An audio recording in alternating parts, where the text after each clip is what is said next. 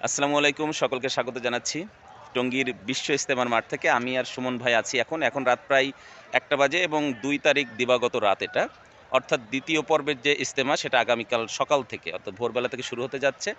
আমি আর সুমন ভাই মূলত এসেছি এখানে দেখতে।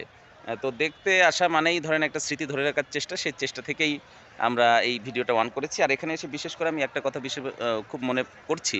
আমার দাদার সাথে আমি ১ম বারের মতো ইজতেমায় এসেছিলাম। সেটা ১৯৯৪ সাল। আসসালামু অর্থাৎ আলাইকুম। ওয়ালাইকুম আসসালাম। ১৯৯৪ সাল আমি তখন ক্লাস 4 এ পড়তাম। তো ওই আনুষ্ঠানিকভাবে ইজতেমায় আসা ওটাই ছিল ১ম। কিন্তু এরপরে এসেছি, বেশ কয়েকবার এসেছি। কিন্তু সেটা ইজতেমা না। হয়তো আব্বা এসেছেন বা অন্য কেউ এসেছেন, দেখা করতে এসেছি এখানে এরকমভাবে। তা সুমন ভাইয়ের কোনো স্মৃতি আছে কি ইজতেমা নিয়ে বিশেষ কোনো?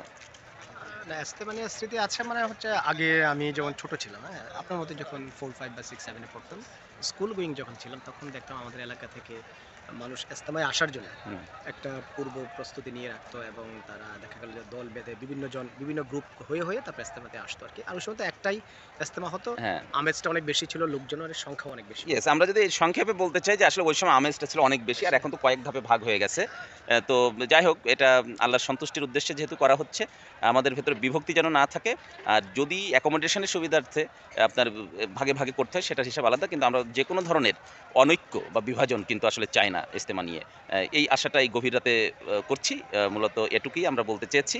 আমরা এখন আবার আমাদের বাসার উদ্দেশ্যে ফিরতে চাই। ধন্যবাদ সকলকে। আল্লাহ হাফেজ।